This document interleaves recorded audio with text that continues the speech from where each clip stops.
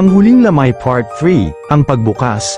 Lumipas ang mga linggo, at unti-unting natutunan ni Lando ang mga sining ng pagbabantay. Ngunit kahit anong aral, hindi niya mapawi ang isang tanong na patuloy na gumugulo sa isip niya. Ano ang daanang sinabi ni Aling Verna, at bakit kailangang isara ito? Isang gabi, bumuhos ang ulan, ang mga kulog ay parang tambol na nagpapahiwatig ng paparating na panganib. Habang binabantayan ng apoy sa lumang oratorio, muling nagpakita ang pahina sa aklat, ngunit ngayon ay may bagong sulat.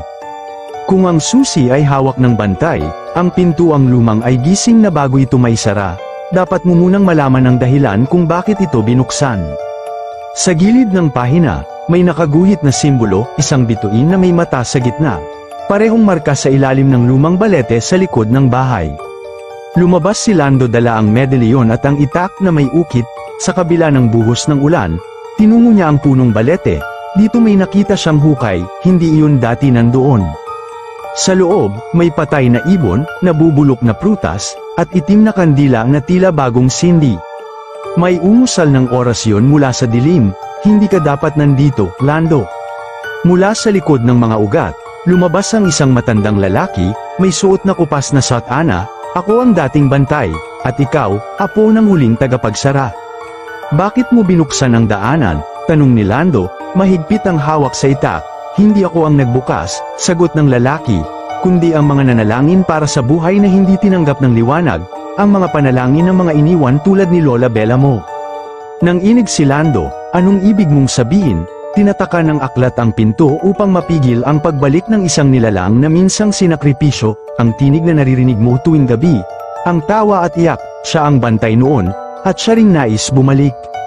Nagising si Lando mula sa panaginip na parang totoo, ngunit pagtingin niya sa kanyang kamay, hawak niya pa rin ang itim na kandila mula sa ilalim ng punong balete, hindi na ito panaginip. Minsan nagising siya na masama ang pakiramdam sa bawat sulok ng bahay may mga anino na nagmamsid. Ang salamin ay hindi na refleksyon ang pinapakita, kundi mga imahe ng lugar na matagal nang nawala, ang lumang bahay sa probinsya, ang dating sementeryo, ang abandonadong kumbento. Sa kalagitnaan ng gabi, tumunog ang kampana sa oratorio, isang tunog na matagal nang hindi naririnig. Sa tapat ng lumang pintuan, nakatayo si Aling Verna, magtong ang mga mata, nanginginig ang katawan, binuksan na nila, Lando wala na tayong oras. Mula sa likod ng bahay, umuusbong ang itim na usok humahalimuyak ang amoy ng bulok at panas na dugo. At sa gitna nito, isang figura, hindi na si Lola Bella, kundi isang nilalang na halong tao at anino, ang mukha'y punit, at ang boses ay magkahalong galit at dalamhati. Bakit mo ako iniwan, Lando? Anang tinig, ako ang bantay noon, ngayon, ikaw naman. Inilabas ni Lando ang medalyon, ngunit wala itong ilaw, takot ka pa, bulong ni Aling Verna. Hindi sapat ang kaalaman, kailangan mong tanggapin ang bantay ay hindi lang tagapigil, kundi sakripisyo. Anong ibig mong sabihin? Kapag sinara mo ang lagusan, may kailangang maiwan sa kabila. Sa huling pahina ng aklat, lumitaw ang huling orasyon, isang panalangin na magpapasara ng pinto, ngunit may kapalit. Napaluha si Lando, kung ito ang kailangan, hinawakan niya ang itim na aklat, itinayo ang itak, at binigkas ang orasyon. Sa pagitan ng dilim at liwanag, ako ang pinto, sa ngalan ng dugo at alaala, ako ang susi, magsara ka, at manatili ang katahimikan sa mundo ng buhay. Sumigaw ang nilalang, umangat sa hangin si Lando, lumiliwanag ang kanyang katawan, habang unti-unting hinihigop ng usok ang anino sa kabilang mundo.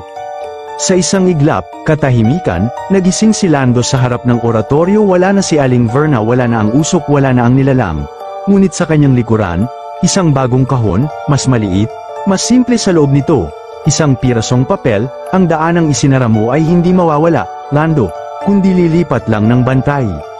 Sa bintana, isang aninong pamilyar ang ngumiti, isang matandang babaeng tila masaya, ngunit may lungkot sa mata, at mula sa dilim, narinig niya ulit ang tinig, Lando, may iiwan pa ako sa iyo. At sa pagkakataong ito, hindi siya natakot, dahil alam niya, nagsisimula pa lang ang kanyang tungkulin.